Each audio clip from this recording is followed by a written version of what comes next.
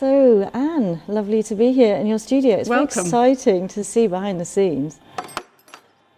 We're talking today about the making of art, Yes. and also the making of a contemporary artist. I wonder if you would tell us a bit more about how you came to be the artist you are today. I was always very interested in art as a young child, and I used to collect objects and keep scrapbooks. And then I found myself at art college when I was 17. I was a good painter, but I wasn't a very interesting painter. So I was a little bit kind of unfulfilled, a bit itchy, and I thought, well, actually what I do at home and what I've always done, which is collecting and documenting and keeping scrapbooks, is my art. So I applied to do an MA in sculpture at the Royal College of Art, and I got a place there, and then I was able to explore all these ideas. So after your masters, how did your career progress from there?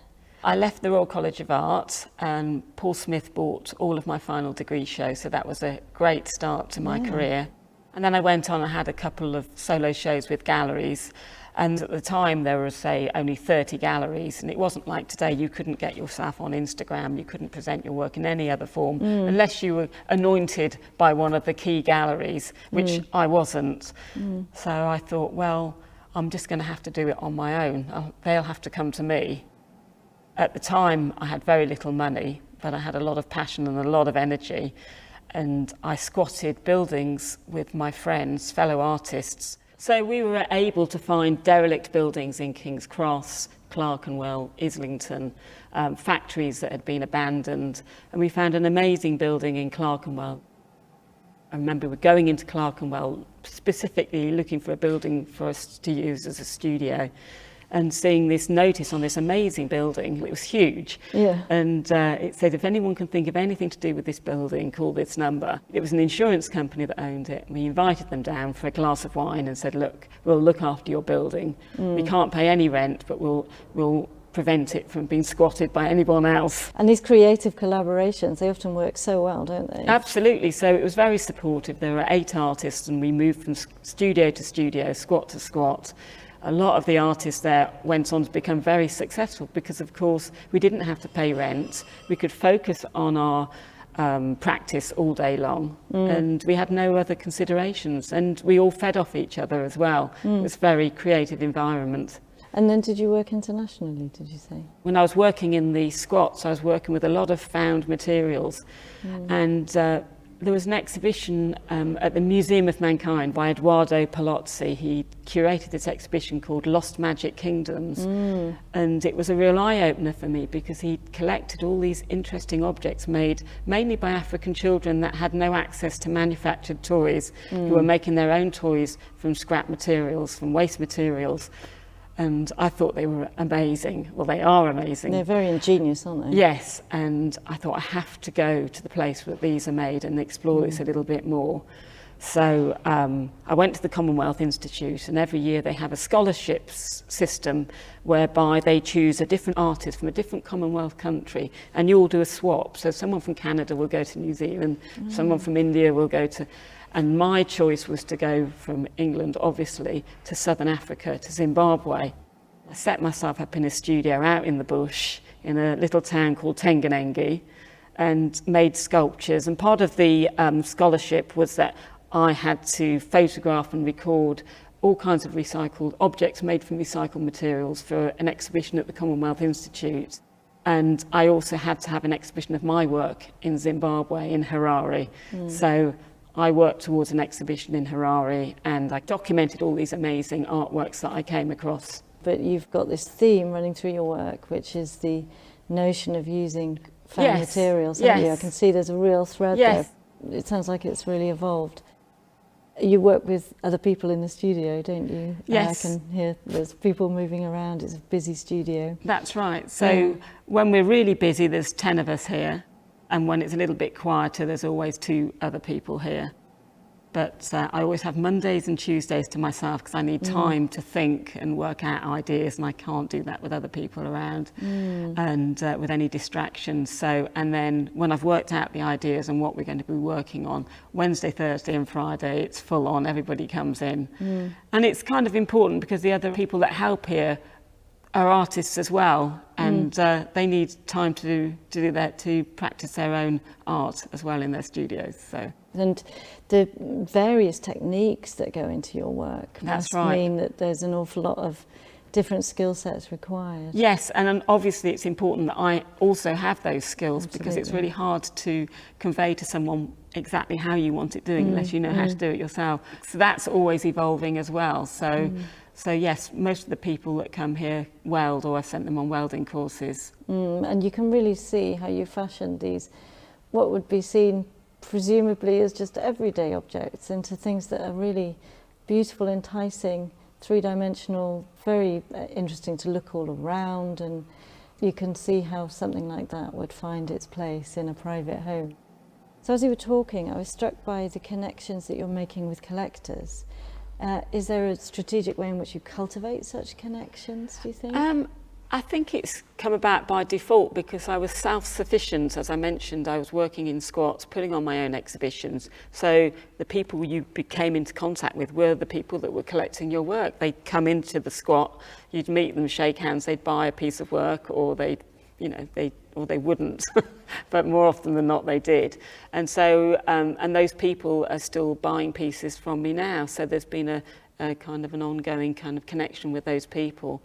And over the years, obviously, it's a little bit different now because I do show in galleries, but essentially I sell direct from the studio. People find me and they come to the studio. Maybe they've read a magazine article, or they've seen me perhaps on TV, or they've seen a work in an exhibition somewhere else. But because of the internet, you can be located these days. People can find you very easily. Yes, and you've got an Instagram presence. And Instagram has been a big thing as well, which I'm amazed at, to be honest, because I didn't think anything I was doing here was of particular interest to anyone in Instagram. But in actual fact, people are very interested in your processes, who comes to the studio, how you make things. Seeing something built halfway through is fascinating for people, I think. Yes. So it doesn't have to be glamour.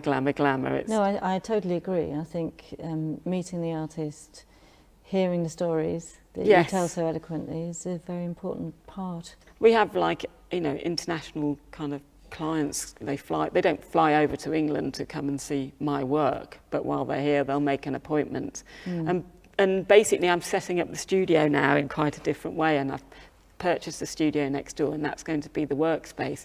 And this space is going to be like a gallery space, because I'm always a bit fed up with how my work's exhibited. I think all artists are a bit like that. Right, and how it's lit and what it's next to. And I thought, well, actually, I can just show my work exactly how I want to. And if people want to come here and look at it, they can. So the plan is to make this into not a jushy gallery space, but a nice space where I can show new works. And lighting's so important with your works, isn't it? Yes. And so many of them use metal and combinations of materials and texture. Texture's really important, isn't it? And colour.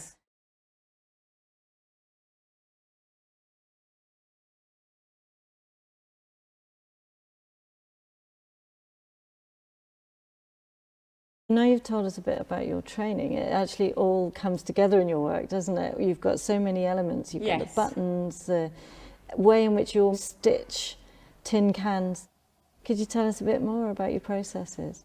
I've always been quite interested in folk art and the simple way things can be put together, and the charming way that things can be put together. I really enjoy repoussé, which is when you hammer into metal and then you turn it over and you can see the reverse bump that's been made by the repoussé tool. With the tin can sculptures that I've made, I patchwork them together a bit like kind of one of those old American quilts. You sew them? They're either hand stitched, or I've got an industrial sewing machine that can sew through carpets, it can sew through anything. Extraordinary, right. The tin cans are patchworked together, and then we'll hammer the design or the pattern or whatever it is on the reverse. I'll draw it out first, and then it's hammered with a doming tool. And then one day we may be using buttons, and obviously buttons, we hand sew the buttons on.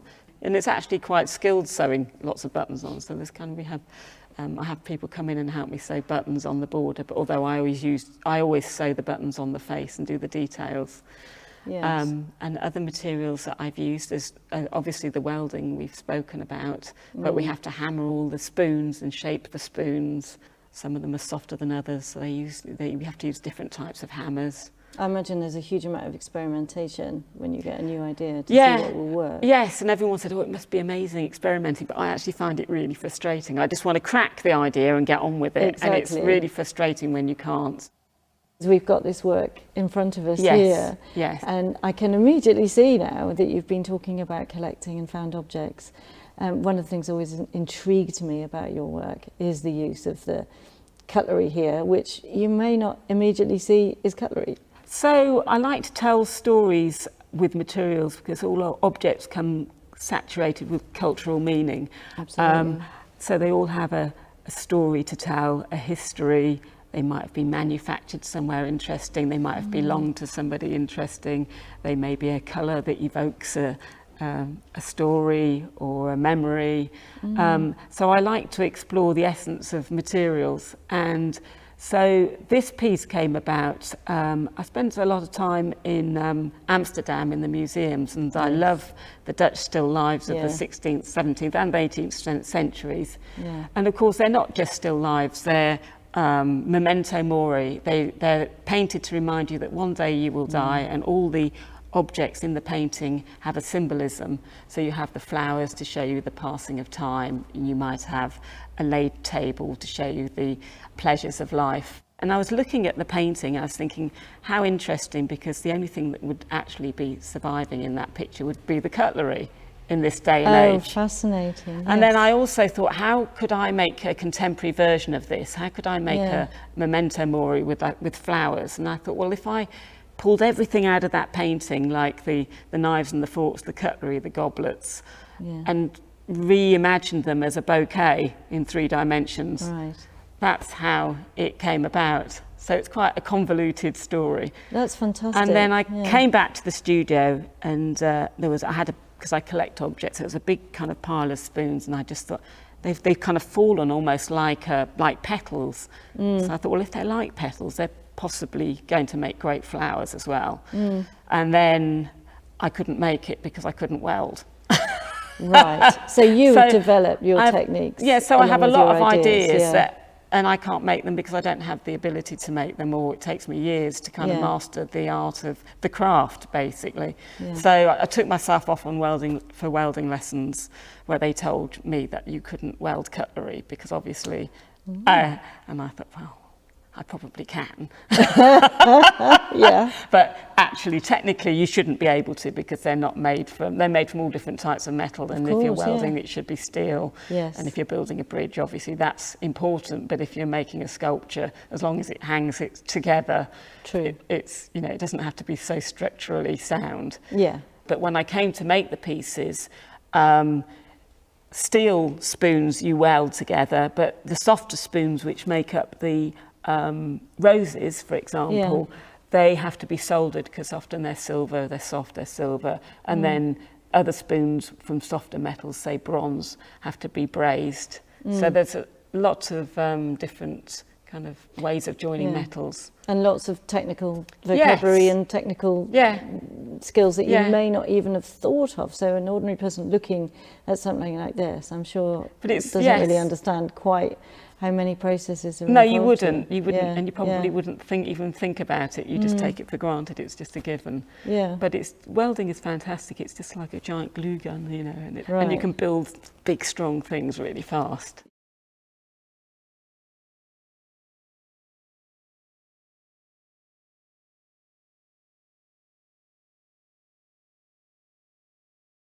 I really enjoy the ingenuity and the way in which the flowers are so naturalistic, given that they have the echo of the original object. So, for example, you've got some flowers at the top here, and you can clearly see the tines of the fork cleverly made into the petals. Those are like protea, aren't they? And then these are more like peonies, and there's roses and tulips. And they're quite carefully arranged in that the flowers that naturally droop down like a tulip will be on the bottom, and then the flowers that are at eye level are the ones that look beautiful, kind of like, say, a sunflower or a rose, and then the ones at the top are the ones that kind of reach up to the heavens. They're fabulous, and the inspiration, these great Baroque flower paintings were so expensive in their day, weren't Yeah, absolutely. And also I was interested in Grinling gibbons. And then there's the Mexican churches with their kind of hammered pewters and silver. Wonderful, yes. One of the things that I can see would have a broad appeal about your work is that you can see there's a huge amount of skill. You can appreciate the time that it's taken to make. And also the naturalistic element of the flowers. You know, who doesn't like flowers? Yes. And the finished result is fantastic. And who buys your pieces? Where do you show them? Well, this piece is going to the Ghent Museum of Design. They've asked for it for an exhibition next year, and there's a piece in the V&A as well. My work goes all over the world, mainly to America, more specifically to New York, often LA. I've just had an exhibition in Los Angeles, a solo show of all these metal pieces. So part of the theme of this course is, you know, why is it that some contemporary art can seem difficult? Yes. And what I love about this is it's got such sophisticated thinking behind it. It's got the skills behind it, but it's also accessible. Yes, and I think that's helped me in a lot of ways in that it's enabled me to sell work, because people can access it and they're not scared of it. Yeah. So even if they don't understand, they can't take it that step further, or they don't have the, not that they don't have the ability, but they just like it. They just like it. They just like it. They like it. And then when I speak to them and I explain there's a hit, and they like it even more. But essentially, on a surface level, it appeals to someone. And there's lots to see. And there's lots to see. You can get all the way around it and you can look very closely at it, yes. which I'm sure people do. And when they're doing that, have you got any sense of what kind of conversations you'd like your work to generate? Well, what I'd like them to do is to unravel the story that I originally set out to tell. And that's what I'm interested in. It might kind of lead to a discussion about Dutch still lives, or it might lead to a discussion about Africa and elephants. So I made these giant tusks from knives. They're not ivory knives, but they look like ivory-handled knives that everybody's grandmother has. And I thought, well, if I use these kind of bone-handled knives and kind of rearrange them as a tusk, so that it has this kind of cyclical story to it. So it's a story in the round. You can look at it and the story tells itself. So I like to think of my sculptures as storytelling, and that's what I want people to do is to read the story. And to tell those stories and think beyond then the actual object that you're depicting to ideas about ecology, ideas about protecting the elephants from the harsh knives of the poachers. You know, they comment on overproduction as well. Yes, and there's far too many objects being made on this earth, and you know, in a way, I'm making more useless things. Well, you're making things out of other objects. You're making possibilities. You're creating conversations, and I think also many of your pieces make us think about excess, consumption, recycling. Obviously, as you've been talking about. Some of your pieces, great big cornucopia of cutlery that spill out and make us think about production, possibly overproduction. So there are so many stories to tell. There's lots of stories to tell, and sometimes I don't actually know what the story is. No, until it's created. Which I've been a lot kinder to myself recently. I think you were asking me earlier about kind of how my practice has changed and how I might approach things differently today as to how I might have done a few years ago, and I think I'm a lot gentler on myself, whereas before I used to have this story and I was very strict with the materials, and so I never just made anything. Right. I always thought there has to be a truth to materials, there has to be all this kind of ingrained kind of art education, and now I'm kind of throwing off the shackles of my education. I'm thinking, actually I can just make something. It doesn't have to mean anything. And it can reveal something to you just through the making of it. Absolutely, that process is pleasurable. And witnessing that process is pleasurable. And I think it takes confidence to do that. Definitely. So, you know, to ad lib and, you know, and also I suppose you're indulging in time as well, aren't you? Because you're not making anything for anybody specific. It's just messing around in the studio, and that's amazing. And I think what you've admirably demonstrated really is the way in which you can create connections with your audience, but your audience can create their own connection and their own stories. Yes. There is no single complete narrative. And it's interesting how, obviously I sell my work in lots of different countries, but how different countries find that connection. So I haven't sold any work ever to Belgium or Holland, but when I made these, they found a home. So a lot of them I've sold to, collectors in Amsterdam and, as I mentioned, Ghent and Mexico, funnily enough, and they were partly inspired by Mexican kind of church altarpieces as well. So I find that quite fascinating. Yes, I do think it's interesting to seek out the human and universal stories in pieces such as these, and contemporary art in general. I think that might be a suitable point to finish. Okay. Thank you so much for sharing all those insights. You're welcome.